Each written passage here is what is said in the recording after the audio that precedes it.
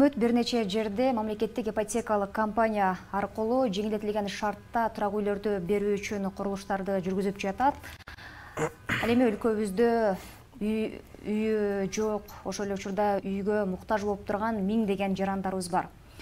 Алардын ичинен расмий түрдө кезекте турган учурда жарандарыбыз 15 миңге чукулдайт экен.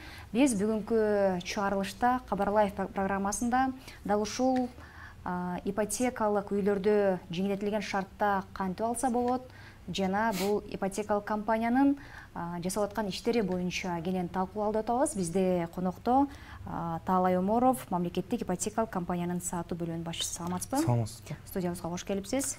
Рахмат чакырганыңыздарга. Биринчи эле суроом, азыркы тапта ушул үйгө муктаж болгон үй бүлөлөр абдан көп.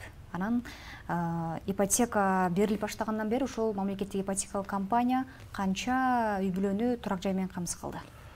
2016-жылдан бери мамлекеттик ипотекалык кредиттер берилип баштагандан бери 8800 жаран 14,5 миллиард сомго өз турак жайлуу болушту. Бүгүнкү күнгө карта статистика. Ошондой эле бүгүнкү күндө сиз белгилеп кеткендей, турак жай алам деген кезекте 15 миңге жакын жарандар бар Кыргызстан боюнча. Андан сырткары бүгүнкү күндө азыр бизде текшерүүдө 3 миңге жакын, 3,5 миңге жакын электрондук өтүнмөлөр түшкөн.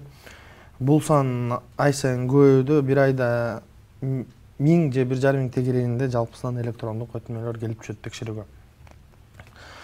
Буга эмнелер себепкер болду? Бул биринчиден мамлекеттик ипотеканын жеткиликтүүлүгү.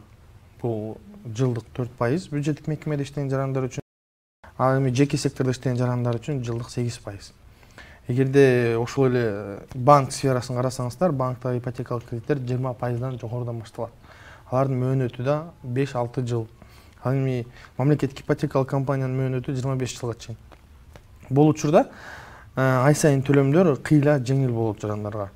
Андыктан ушу 21-жылы менин үйүм 2021-2026 программасы ишке кирип баштагандан бери суроо талап ипотекалык населоо абдан жогорулаган. Ушул ипотекалык үйлөр 2016-жылдан баштап бериле баштады, 2016-дан бери 2023-жылга чейин канча үй бүлө турак жай менен камсыз болду? 8800 үй бүлө турак жай менен камсыз. Жалпысынан 8800 үй бүлө турак жай менен камсыз болду. Белгилей кетсек, биринчи мамлекеттик ипотекалык кредиттердин пайыздык чендери мындан жогору болчу. Жылдык 12 жана 14% болчу. Бара-бара бүгүнкү күндө жылдык 4% бул бюджеттик мекемеде иштеген жарандар үчүн жана 8% жеке сектордо иштеген жарандар үчүн. Анан мына кече эле маалымат чыкты. Мамлекеттик ипотекалык компания ушул сентябрь, октябрь айларында 670 ипотекалык насыя бериптир жарандарга.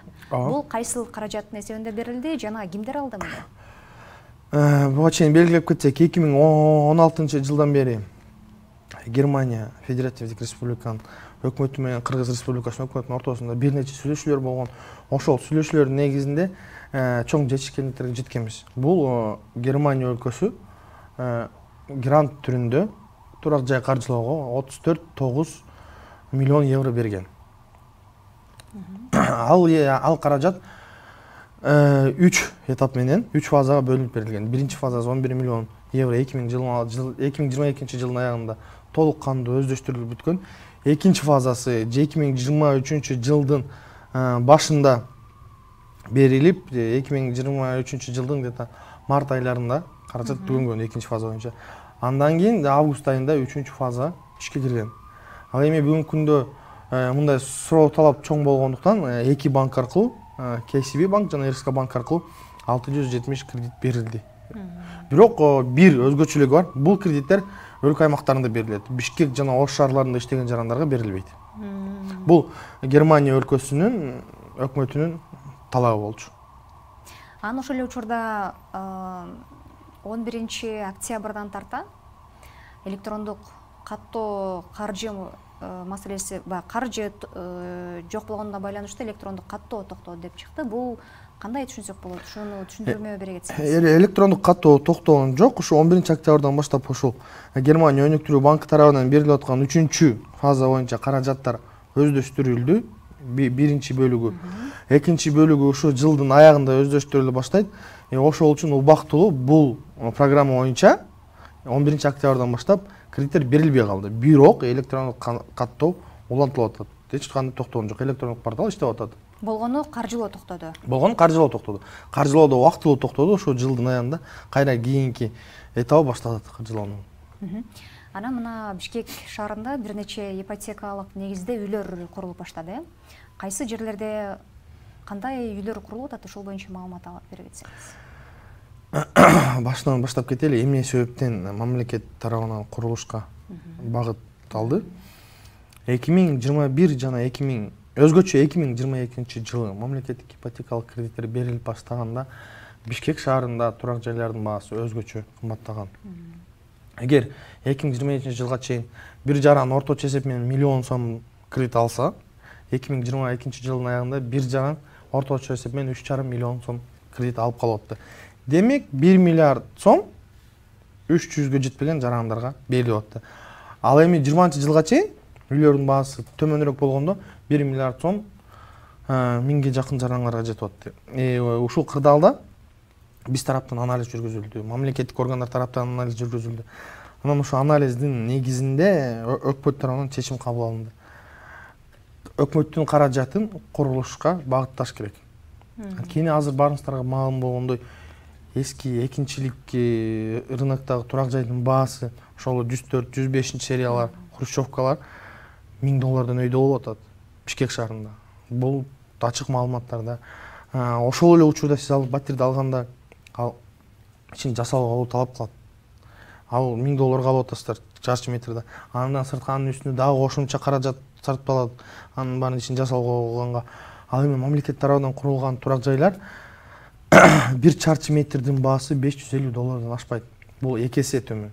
Демек, мурдагы эле каражаттын эсебинен 2 эсе көп жарандар турак жайлуу болуп атат. Ал эми эмне үчүн Бишкек шаарында башталды? Баарыңыздарга маалым болгондой эле эң чоң суроо талап бул турак жай бул Бишкек шаарында. Кene ички миграция деген бар. Региондордун жарандар Бишкекке келип иштешет. Ошол себептерден да эң көп суроо талап Бишкекте болгондуктан эң чоң микрорайон Бишкекте курулуп баштады. Ал жакта 5000 батир болот. 3 этапка бөлүнүп курулат. Биринчи этап республикалык бюджеттин эсебинен каржыланды. 11 блоктун биринчи 2 этажы турду. Бул 47-чи абактын ордуна салынып аткан ипотекалык үйлөр, Мурас турак жай комплекси. Абак эле. Бул азыр эми ошол ордуна курулуп атат да, ошол себептен эскертип. Ооба, ошол эми жарандардын арасында, элдин арасында абак деп кала берет, бирок турак жайдын аты бар Мурас деген. Анан эмнеден токтолдук? Биринчи этап республикалык бюджеттин эсебинен каржыланды. Ал жакта 11 блоктун биринчи 2 этаж тургузулду. Жалпысынан 39 турак жай болот ал жерде. 39 чоң бийик көп кабаттуу үйлөр болот. Кийинки этабы балким маалыматтардан көргөн чыгасыздар, Сабыт өнүктүрүү фонду тарабынан биз $100 миллион эсебинде кредит алганбыз. Ошол каражаттар ошол курулушка багытталат. Башкача айтканда, бүгүнкү күндө турак жайды курганга жеткиликтүү каржылоо булактар бар. Ошондой эле жакын арада бир 2 жума мурун Жалал Абад шаарында ошондой эле мамлекеттик ипотекалык программанын алкагында турак жайдын курулушу башталды. Мындан сырткары турак жайдын курулушу ар бир областта улантылат. Ошондой эле областтык борборлордон кийин райондук борборлорго курула баштайт. Азыркы учурда жергиликтүү мамлекеттик администрациялар менен иштөөлөр жүрүп атат жер боюнча. Мисалы, жер маселеси абдан орчундуу. Бул деген көп кабаттуу турак жай. Ал жакта бир нече үй бүлө жашайт. Демек, ал жердин жанында сөзсүз түрдө бардык инженердик коммуникация болуш керек. Жер, свет, суу, канализация, ошондой эле социалдык инфраструктура керек. Мисалы, бир микрорайондо 1000 үй бүлө жашаса, 1000 үй бүлөдө 2ден буштан бала болгондо эле ал жерге уже мектеп талап кылынат. Бала бакча, больница ошондой эле. Ошол себептен ал жергиликтүү бийликтер менен ошо социалдык инфраструктурасы бар болгон, инженердик коммуникациясы бар болгон, курулушка ыңгайлуу болгон жерлерди караштырып атабыз. Мурас комплекстен тышкары дагы кайсы жерде курулуш болот? 11-микрорайондо баягы карьерди билесиңер, жанында караштар бар болчу. Инвестициялык конкурс өткөрүп, ал жакта азыр инвесторлар турак жай куруу боюнча иштерди баштаган. Ал жакта да турак жайлар курулат. Ушу эки жерде. Жок, бул пока биринчи объектилер. Мындан сырткары дагы жер маселеси. Азыркы учурда шаардын мэриясы жер маселесин караштырып атат. Аймактардын ичинен Жалал Абадта башталды, башка аймактарда азырынча башталды элек. Азырынча башталды элек, Жалал Абадта башталды. Анан жарандарды кызыктырган дагы бир суроо бар. Мисалы, бизге мындай суроолор келип түшүп атат. Эгерде Бишкек шаарында иштеген болсо, биз аймактардан үй ала алабызбы дегенчи, анан аймактарда иштесе Бишкектен ала алабы деген суроолор бар экен да. Бул абдан чоң маселе. Негизи ипотекалык турак жай иштеген жери боюнча берилет. Кени бул мамлекеттик каражат. Мамлекеттик каражат демек бул жарандардын каражаты. Ошол жарандар салык түрүндө төлөнгөн каражат. Ошол үчүн бул каражаттар жеңилдетилген түрдө элдерге турак жайактар берилип атат. Анан мисалы сиз көлдө иштейсиз, квартираны, батирди Бишкектен алдыңыз. Демек сиз Бишкекте жашабайсыз да, анткени жумушуңуз көлдө да. Эгерде жашабаган учурда сиз аны коммерциялык багытта колдонуп жүрүш мүмкүнсүз.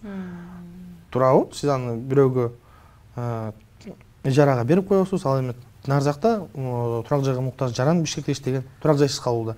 Ошол себептен турак жай иштеген жери боюнча берилет. Эгерде жаран Бишкекте иштесе, Бишкек шаарынан алат, эгерде башка жерде иштесе, өзүнүн иштеген жеринен алат. Анан мисалы ошол эле учурда электрондук арыз толтурууда кыйынчылыкка дуушар болгон жарандар дагы бар экен да.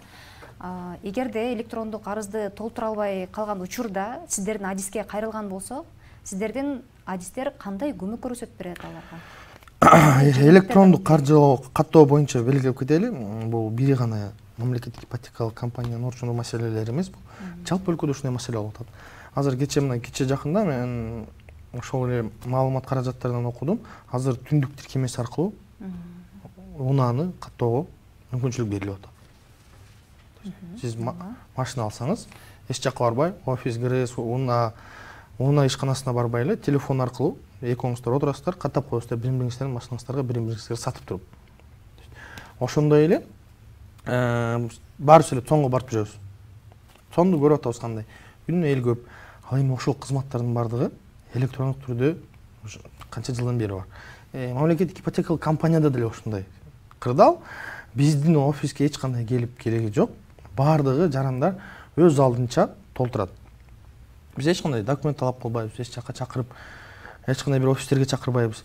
Бирок эгерде жарандарда кандайдыр бир кыйынчылыктар болсо, ар бир мамлекеттик райондук администрацияда, ошондой эле шаарлардын мэриясында бекитилген адис бар. Ошол адистерге кайрылса, алар электрондук каттоо боюнча жардам беришет. Бирок белгилеп кетели, жарандар сөзсүз түрдө өз алдынча өзү катталат. Адистер консультация берип, көрсөтүп, багыт берип турат. Бирок ордуна каттаганга болбойт. Бул талап. Демек алар жөн гана кеңеш беришет, көрсөтүп турат. Ал эми жарандар өздөрү катталыш керек. Бул эмне үчүн жасалган? Анткени азыркы учурда мамлекет жалпысынан цифровизацияга өтүп атат. Бардыгыбыз эгерде санариптик инструменттерди колдонсок, жашоо мындан ары ыңгайлуу болот деп ойлойбуз. Эмне үчүн электрондук каттоону жасай албай атышат жарандар? Эмне себеп болуп атат буга? Эң чоң себеп бул компания жетишпейт. Жок, эң чоң себеп биздин жарандарыбыз даяр эмес деп ойлойбуз. Анткени биздин сайтта нускама бар. Сүрөттөлгөн нускама бар. Ал жерде көрсөтүлгөн кайсы баскычты басыш керек, кайсы сөз чыккандан кийин кайсы баскычты басыш керек, ошондой эле сүрөттөр көрсөтүлгөн эмне кылыш керек экен. Бир себеп бар, бизге келген жарандардын бардыгы ачык эле айтышат. Мен сайтты ачып караган жокмун деп. Мага бул жерде келдим, мага толтуруп бергиле дешип келет. Бирок токтомдордо көрсөтүлгөн цифровизация болгондон кийин жарандар өз алдынча толтурулат. Биз консультация берип, жардам берип, толтурууга жардам беребиз. Кеңеш бергенден кийин кайрадан кайрылып келишпейби? Андай деле учурлар болот, эгерде туура эмес толтуруп алса. Бирок бул ден электрондук каттоодо туура эмес болсо аны ошол заматта оңдоп койсо болот. Эч кандай күтүп кереги жок. Мисалы кагаз түрүндө болсо туура эмес документ тапшырып койсоңуз, аны возврат кылат, возвраттан кайра чогултуп тапшырасыз туурабы? Бул ошол заматта эле оңдоп койсоңуз болот. Анын ыңгайлуусу ошол да. Жарандарды кызыктырган дагы бир суроо бул электрондук каттоодон өткөндөн кийинки процесс кандай жүрөт деген суроо бар да. Бул процесс боюнча айтып кетели. Биринчи этап мамлекеттик ипотекалык компаниянын сайтына кирип туруп нускаманы окуш керек. Сөзсүз түрдө дыкат окуп чыгыш керек. Аны окуп чыккандан кийин каттоону баштайт жарандар. Каттоону толук кандуу бүтүрүш керек. Эгерде каттоо толук кандуу 3 айдын ичинде толук кандуу бүтүрүлбөсө, ал каттоо өчүрүлөт. Бул система эгерде мындай толук бүтпөгөн каттоолор болсо, системага жүктөн болот. Ошондой эле статистика бузулат. Балким албаган жаран чыгар. Каттоону баштап бүтүрбөй койсо, биз билбейбиз да, алабы албайбы. Демек, 3 айдын ичинде толук бүтүрбөсө, ошондой каттоолор өчүрүлөт. Бул маалымат катары айтып кетели. Ошол үчүн кирип карап коюш керек. Ал эми кадамдары биринчи нускаманы окуйт, каттоону баштайт, бардык этаптарын текшерет. Эгерде бардыгы туура болуп, МИКтин кароосуна келет, келгенден кийин арызы каралат. Арызы ГИК тарабынан каралат. Жалпысынан өзү бир 3-4 эле талап бар. Бул акыркы 3 жылдын ичинде Кыргызстан боюнча турак жай жок болуш керек.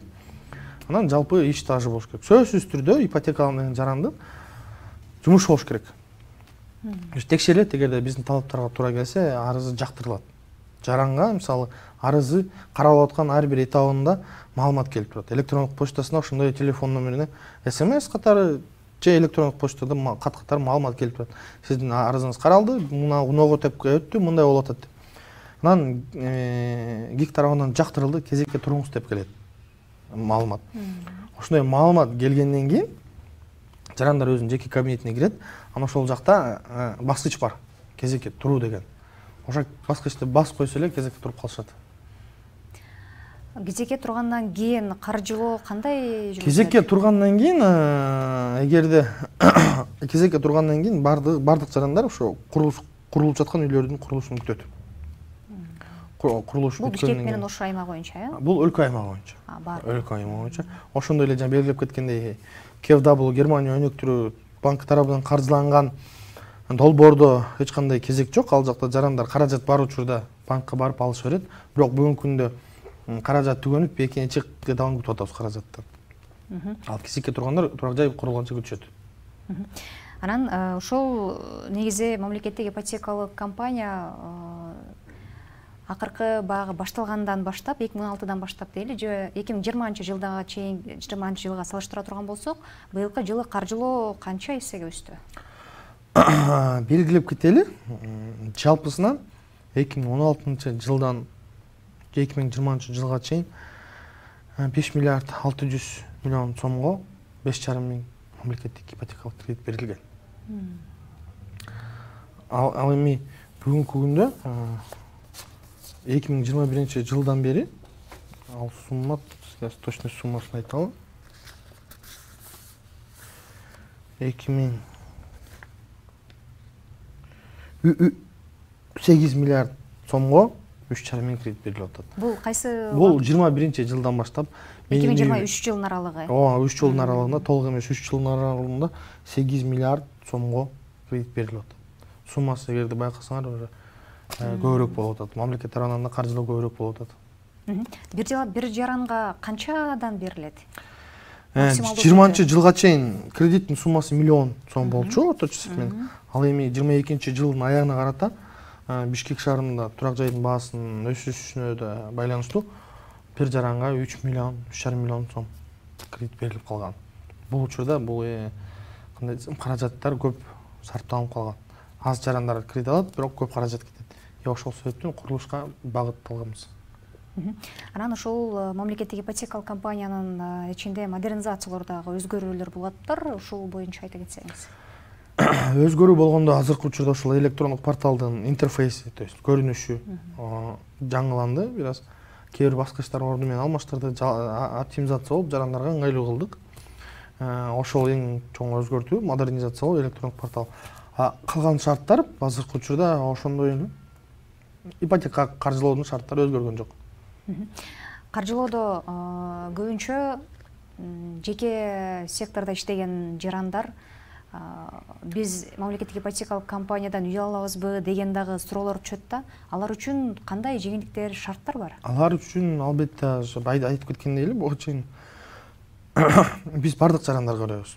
Жеңилдетилген ипотека бул бюджеттик мекемеде иштеген жарандарга, ал эми арзан ипотека бул жеке чөйрөдө иштеген жарандарга. Айырмачылыгы пайыздык чен. Бюджеттик мекемеде 4%, алардыкы 8%. Алар деле ушундай талап негизинде. Ушундай эле шарттар менен, ошол эле шарттар менен, ошондой эле каржылоо көлөмү менен, ошондой эле тандоо талаптары бардык процедурасы бирдей болгону пайыздык чени өзгөчө. Германия тараптан каржыланып аткан каржылоо бул кийинки жылда уланабы же ушул менен токтойбу? Кийинки этабы ушу жылдын аягында болот, декабрь айында. Андан кийин эмки жылдын май айында улантылат. Келерки жылдан баштап канча жаранды турак жай менен камсыз кылуу мерчемделип атат? Бул эми курулушка жараша азыркы учурда биз курулушту күтүп жатабыз. Турак жайлар бүткөн учурда эле биринчи турак жайлар бүтүп баштаса эле жарандарга берип баштайбыз. Орточо эсеп 1,5-2 жыл деп прогноз берип аткан куручулар. Ушу 2022 жылдын экинчи кварталында биринчилери бүтөт деп күтүүбүз. Сиздердин компанияда дагы ушул жылды аткарылып аткан кандай иштерди баса белгилеп айта кетесиз? Эми ошол негизги иштерибиз ошол. Бул мамлекеттик турак жай курулуш. Турак жай секторуга инвестиция, кредит тартуу, ошол эле сабат өнүктүрүү фондунун каражаты $100 миллион эсебинде. Электрондук каттоону жакшыртуу биз пландаштырып атабыз. Ушу жылдын аягына чейин электрондук порталды мамлекеттик кызматтар сайты менен мындан да кененирээк байланыш кылганга. Мисалы азыркы учурда электрондук порталдан биз паспорттук маалыматты, жумуш жөнүндө маалыматты көрө алабыз, ошондой эле турак жай бар жоогун көрө алабыз. Ушу жылдын аягына чейин бул маалыматтарды кеңейтейин деп атабыз. Ошол негизгиси азыр ошол бизде процесстерди санариптештирүү, курулуш, инвестиция тартуу. Мураз курулуш комплекси качан аяктайт? 2024 жылдын экинчи кварталында өтөт биринчи этабы. Бул прогноз боюнча.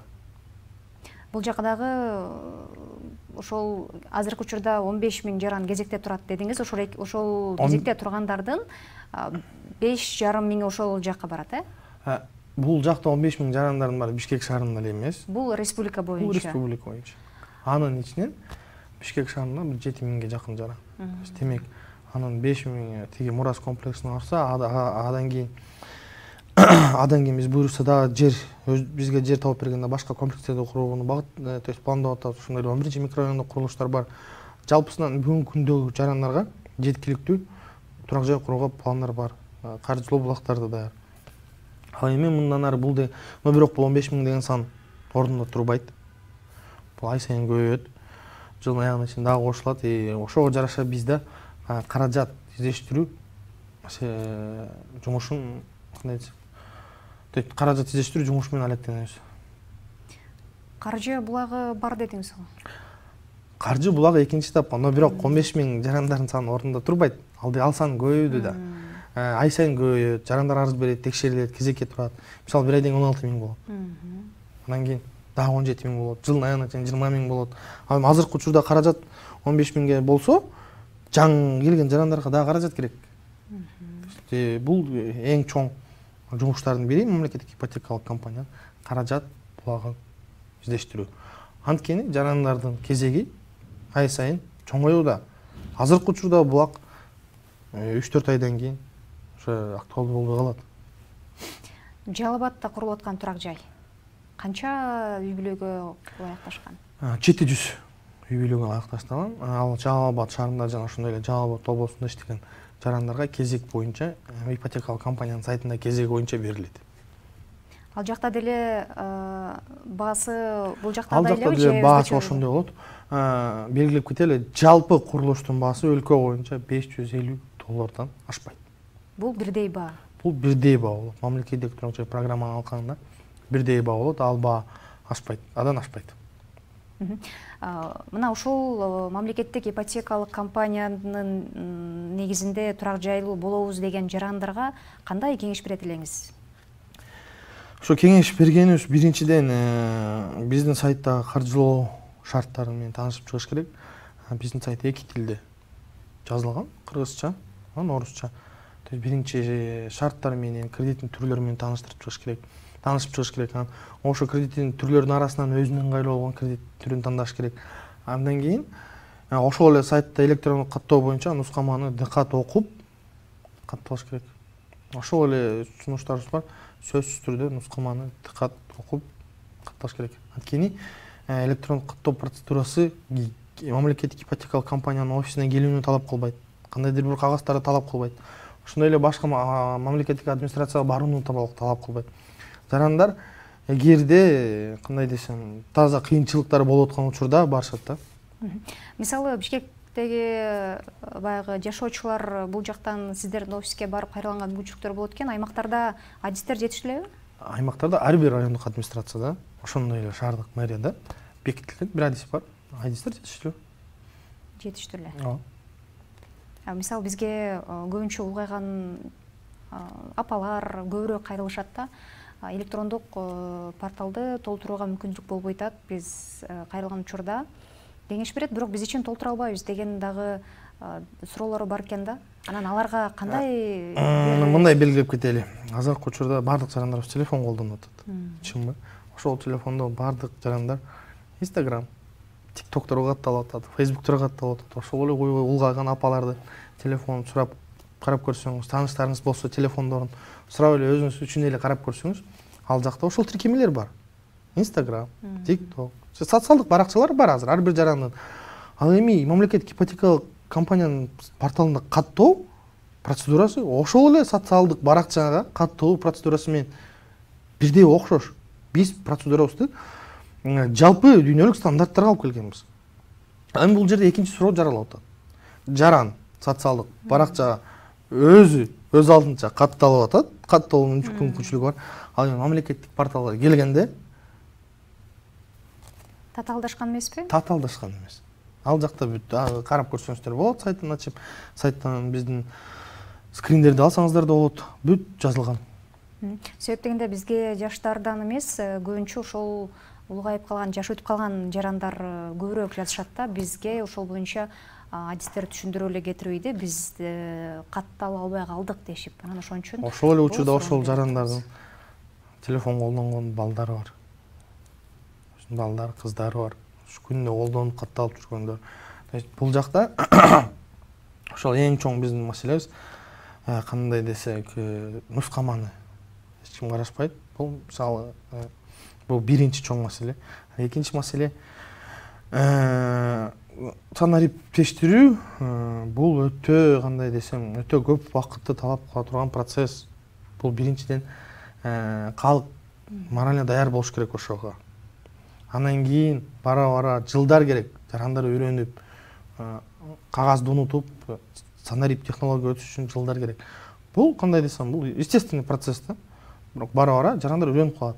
Мисалы башка өлкөлөрдө улгайган адамдар колдонуп жүрбөйбү. Анткени санариптештөө процесстери бир аз эртерээк башталган. Алар деле ушундай маселелерге душар болгон. Жарандар түшүнбөй, катта колдоно албай мамлекеттик кызматтарды. Бирок жылдар өткөн сайын бара-бара үйрөнүп колдонуп кетет. Мисалы буга чейин мисал келтиргенде эле ошол эле цон. Азыркы учурда цонго барыптын кажети жок. Мен мисалы колдонуп атам түндүк приложениясын. Эч кандай кажет жок. Бардык мага керектүү маалымат, мамлекеттик кызматтар телефондун ичинде. Ошол эле учурда биздин порталда ушундай жасалган. Эч кандай эч жака барып кереги жок. Бүт керектүү каттоо боюнча керектүү маалымат ошол телефондун эле ичинде. Жарандарга кеңешиңиз демек телефонду карап, нускаманы караш керек, Сөзсүз түрдө. Талай Кемелович, анда бизге берилген убакыттагы соңуна келип калды.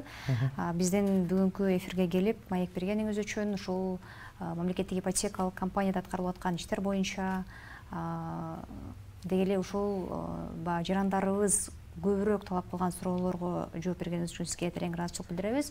Урматтуу телекөрүүчүлөр, бизде конокто Таалай Оморов мамлекеттик ипотекалык компаниянын сатуу бөлүмүнүн башчысы болду. Биз бүгүнкү эфирде дал ушул ипотекалык компанияда жеңилдетилген шартта үйлөрдү кандай алса болот деген негизде маек курдук. Саламатта туруңуздар.